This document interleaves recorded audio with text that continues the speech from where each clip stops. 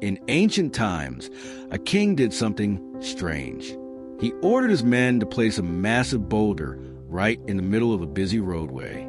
Then he hid in the bushes and waited. Why? What was he looking for? Who would pass by? And what would they do? The answer would change one man's life forever. The kingdom was prosperous, the roads well-traveled.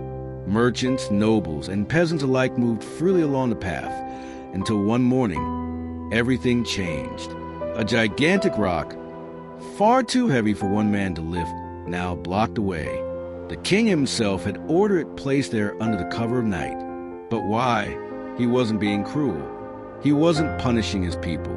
No, this was a test of character, a test of courage, a test of who truly deserved the kingdom's greatest secret. And so the king waited, watching who would notice the rock, who would try to move it, and who would simply walk away. Before long, a rich silk merchant approached, his cart filled with expensive fabrics. He saw the rock and scoffed. "How lazy the king," he muttered. "He taxes us, yet can't even keep the roads clear." With a flick of his wrist, he steered his horse around the boulder and continued on his way, never looking back. Next came a nobleman in fine robes, his nose held high.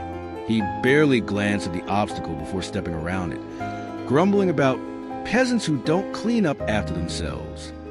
One by one, the kingdom's most privileged subjects passed by, each blaming the king, each refusing to lift a finger. The king sighed.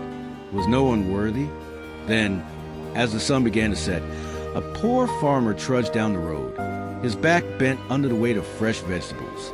He was tired, hungry, but when he saw the rock, he didn't complain. Instead, he set down his load and placed both hands against the stone.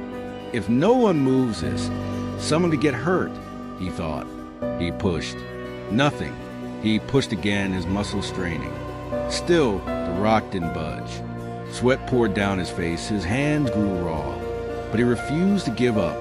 Finally, with one last mighty heave, the rock shifted, and then it rolled away. Exhausted but relieved, the peasant wiped his brow and turned to gather his vegetables. But then, something glinted in the fading sunlight. There, in the spot where the rock had been, lay a small leather pouch. His hands trembled as he opened it. Gold coins, dozens of them, and beneath them a note to the one who moved the rock. This gold is yours. You alone prove that obstacles are not just barriers. They're opportunities. You did not complain. You did not walk away. You acted, and for that you shall be rewarded. The king, the peasant, fell to his knees. This wasn't just luck. This was destiny. The king stepped out from the shadows, smiling. "You have passed my test," he said. "Tell me, why did you move the rock when no one else would?" The peasant thought for a moment, because it was the right thing to do.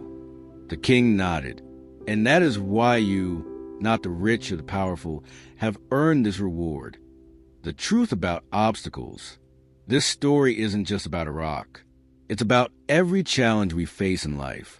The lazy complain, the brave act, the selfish walk around problems, the strong move them.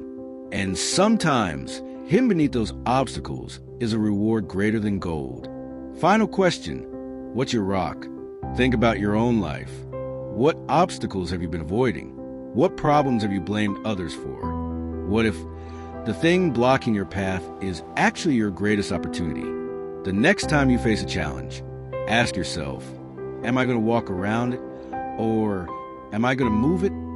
Because you never know what might be waiting on the other side. And so, the peasant's life changed forever. Not because he was the strongest, but because he was the only one who tried. What will you do when you see the rock in your path? The choice is yours.